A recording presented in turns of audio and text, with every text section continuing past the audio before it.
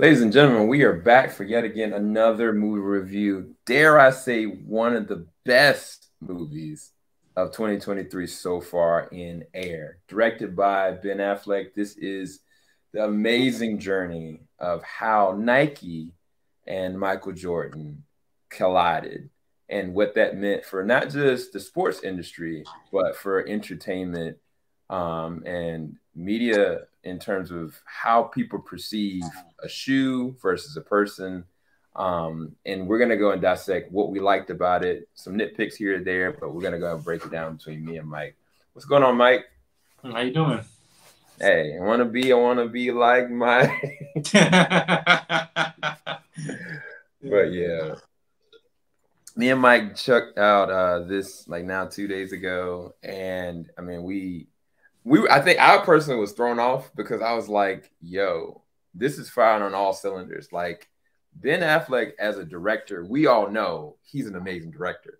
Right. But when he's on, like if you anybody that's seen Argo, like when he's on, he is on. And this, he not only was on it in every different direction, but it seemed like he was having a great time with it. And I think that shows with great directors. Like you can kind of feel like, oh man, he's having the time of his life with this. Kind of what were some of the things you felt about Air though, Mike? Yeah, obviously this is a more like prolific, story, especially just in their culture and everything like that. And and I was kind of knowing that this is going to be a story about these shoes. I was also kind of wondering like how far depth they're going to go in terms of the cultural aspect of it to a point where how this has an effect on in terms of it as a brand and where it was at the time and how it just became a juggernaut success. Also, how it basically changed the industry in terms of how they're able to compensate players and to give them royalties and everything like that. And also just a simple how just businesses are just run. Taking risks instead of playing by the rules, and yet never actually leaping into the next financial game because you just want to play it safe. High risk, high reward. That the whole saying that we always hear. So I was very intrigued in terms of how they're going to go through this entire story. But again, you mentioned with Ben Affleck in terms of him having fun in this film. For me, just as someone who just respects him not only as an actor but just as an artist in general, and just because his past previous experiences with films, that have not been, doing him well, just him in his own personal life, and now to see him just basically just enjoying himself, really just for me as a fan of his work, I thought that was just very good to see him actually enjoying what he's producing and having a good time from start to finish. Yeah, and I think it definitely helps that he's doing this with his best friend. His best friend is helping him produce, he's starring as the lead, and that's where we get into the amazing freaking cast. Look at this cast, you guys. Like, it is stacked. You got Matt Damon, Ben Affleck, Jason Bateman, Viola Davis.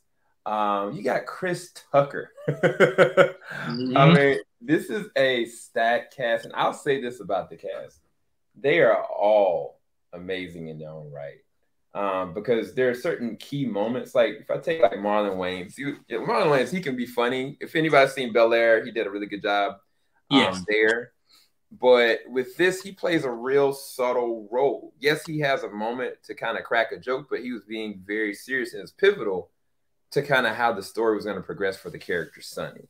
And every single character, the way they intersect and they're connected to how this story needs to be told for the great Michael Jordan, which is ultimately what it's going to be connected to. But I just love how Ben was able to utilize great actors, but everybody also understood their assignment because Jason Bateman, the thing about Jason Bateman playing the role of Rob, if you look at Rob on a surface level, there's not a lot Rob did. But when you have a character like Matt Damon's Sonny, who is a better and high risk taker, you have to have the yin and yang of that. Somebody that is reserved, somebody that understands the consequences of actions.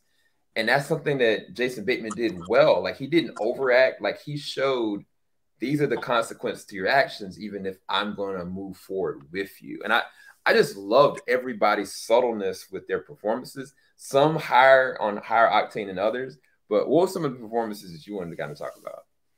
Yeah, you mentioned what with Jason Bateman, his performance in there, and obviously with Chris Tucker.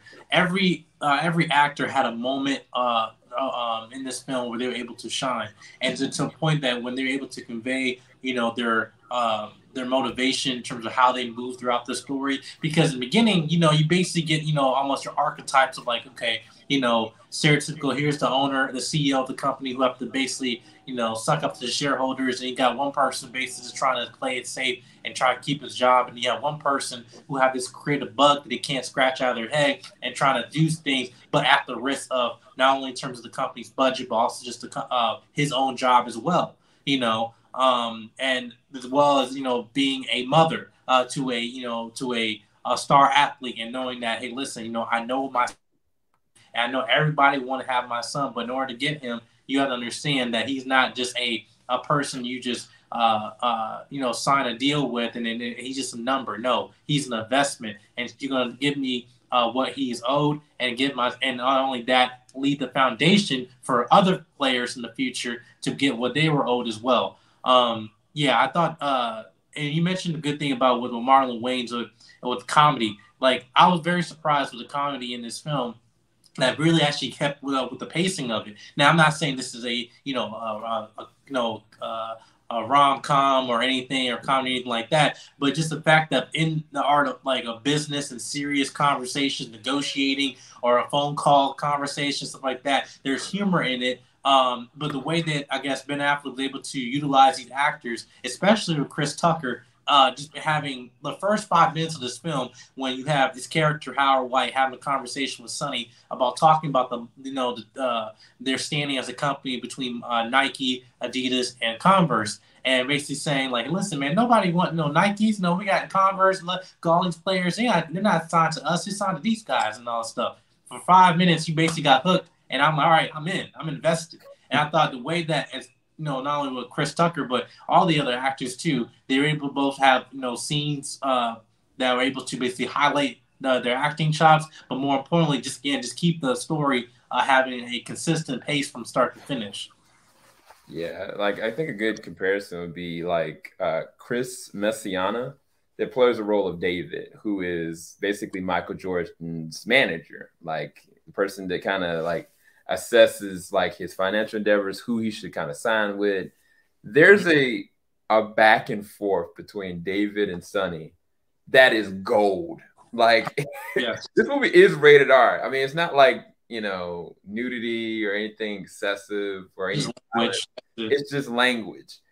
But the way that they go back and forth, it was hilarious. I was kind of like, man, I forgot. Chris is an amazing actor in his own right. But I also got to talk about the soundtrack, man. Like, this is pure essence 80s. I was surprised what Ben was able to pull out of his bag. I'm not even going to tell you guys some of the amazing classic artists, but it is an amazing soundtrack. If they have this available vinyl, buy it. If they have it available digital, get it, because it's gold. I don't know. You have anything to add with the soundtrack for you? How it, I guess, affected your perception of the movie? Yeah, just like the first 5 minutes of the film to kind of just set the setting, where we are in terms of like political realm, and everything, music, brand, basketball teams and stuff, even just for products and devices they have.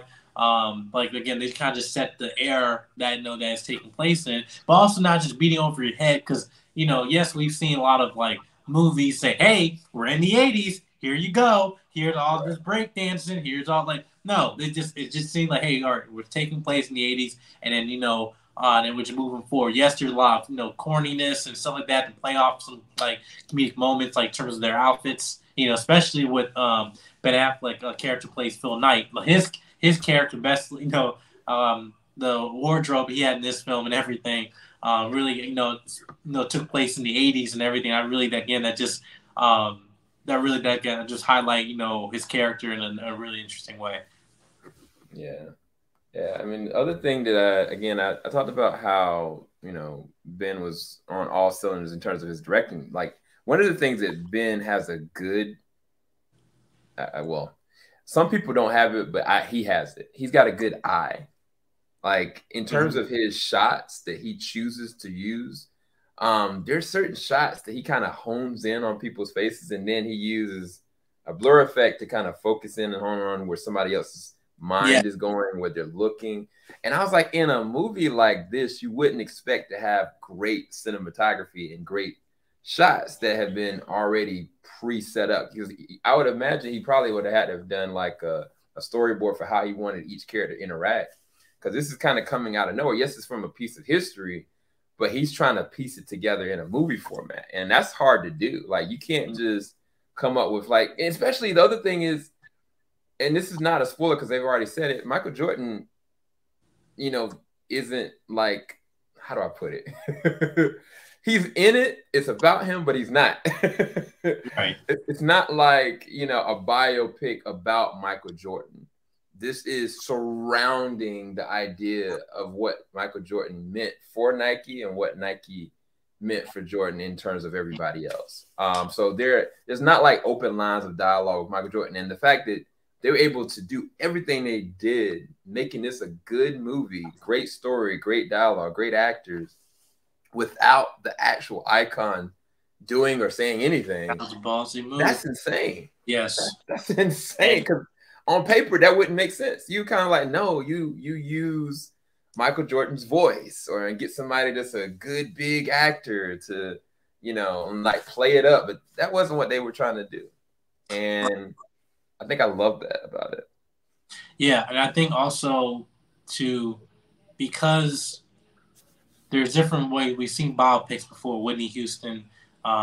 We've seen Queen, obviously with Elvis and stuff, to the point where the story is about the icon, but then really the icon is actually the merchandise, the product that we're talking about. And Right. and I feel like the way they're trying to get that is that instead of going to a point of making like, hey, this is not about Michael Jordan biopic, right? But however, there was a scene I felt that even then for Michael Jordan fans that was very pivotal that involved Matt Damon.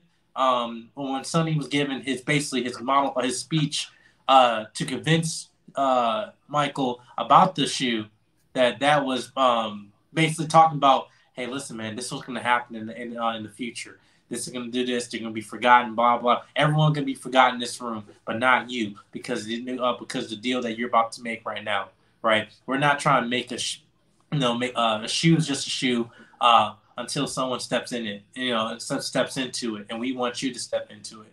So I think that to me was like, I felt like how they utilized Michael in a way that wasn't always, I guess, starstruck, but yes, everyone was making him like saying, listen, we got to get him part of the deal at the end, and everything. But again, it's like, it wasn't like we're being distracted by, wait, okay, how is this guy convincing as Michael? What is his performance like? Is he tall enough? Does he look like him and everything? Can he actually play basketball and the actor? Like, it wasn't even about that. So I just thought that was just really good. Yeah, they set up really good moments, and they also show Matt Damon's character Sonny as a flawed individual. Like, he overweight, doesn't run, he bets, he gambles, like he has no consideration for his actions and what it could do, what it does. But there's a metamorphosis that happens, like, because as much as even Viola Davis as a character in this, she is amazing. Like, she commands scenes, like it's just there. But she also is learning and thriving along as well. Like, everybody in the movie, they're not just standing still, they're learning. Down to what's my man's name? What is his name? Because he's the person that kind of developed the shoe. Matt Mayer did him. Peter. When Peter kind of is like dealing with this existential crisis and whatnot, and kind of is talked about like, okay, I want to create the greatest shoe of all time. And he's kind of asked a certain question. I was like, okay, they're going in this direction, and I love it because they're not leaving anybody behind.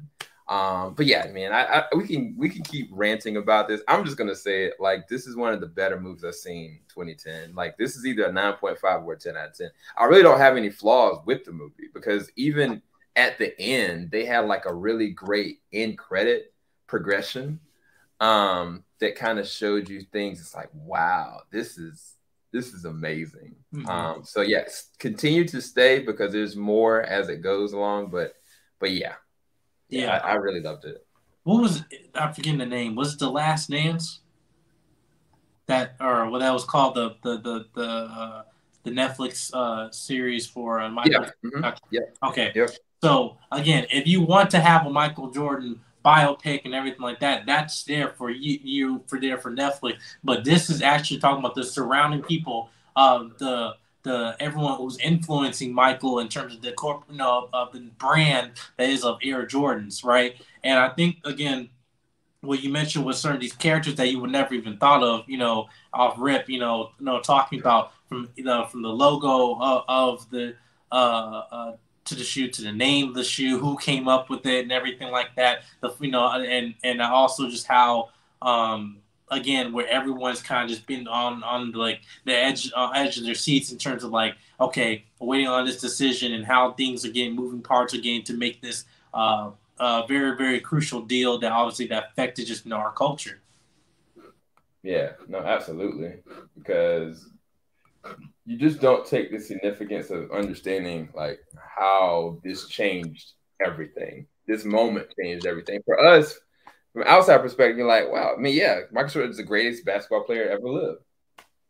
But what they did before he became that is a very fascinating story. But yeah, this is Peter Moore, and this is the original Air Jordan ones. But yeah, I've never actually owned Jordans in my life, so I will say this movie may actually convince me to go out and get some. I'm not saying you guys should go and get Jordans. I'm not promoting Air Jordans, but there's something about how they deliver the story that's kind of like, wow, like I have more value and understanding of this. Like, wow, there's a lot to get to this place. And I like, yeah, I can rep some Jordans now. Any closing thoughts, Mike? What was your rating, final rating? Yeah, I would say give it really nine out of 10. But only because not because I just recently saw this movie. It's the fact that I was really entertained, from start to finish. The pacing of it was really consistent point. It's very rewatchable to the point of even just as business, as someone, talk to my fiance, want to start, a career or anything like that. This is a good story. It's also about taking risks, even though how those risks affects you as an individual in terms of like, hey, listen, there's a lot of stakes at this decisions that you're making, but also that every decision and choice you make, other people are affected by it, whether you realize it or not, right? So, and even then, when you even feel like you even get to a point that you're striving to achieve, there's always another caveat. There's always another thing that you have to just hard decisions, hard choices you have to make for the sake of either getting a deal done or actually just getting the high reward, for you taking this huge risk. And when everyone thinking that you're crazy, but yet you're still sticking to your guns. This I felt, especially with Matt Damon's character, what he kind of exhibit is like anybody in a workplace environment or any entrepreneur in general. I feel this is a good film. They're very rewatchable just for you in terms of like how to actually take risks in an effective way. Yeah, the dialogue, the way they shot it, the music, like it's all there. I mean, there's real heart behind this movie. And I forgot to say it because Chris Tucker is one of my favorite comedic actors of all time.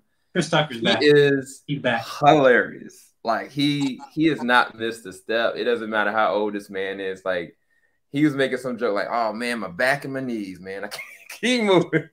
Like he was cracking me up the whole movie, every single line of delivery. And in matter of fact, he actually had like a heartfelt moment as well. And yeah, I just really appreciate like everybody's level of excellence in this movie. This is a very good film. Highly recommend you go and check out Air right now. It's available, and we'll be back. Make sure you like, subscribe, hit the bell button. Where can everybody find you, Mike? You can find me on my YouTube channel at Jedi Mike 7. and Agenda Mike 7 on YouTube, do movie reviews, and I'll be dropping more content starting next week and everything.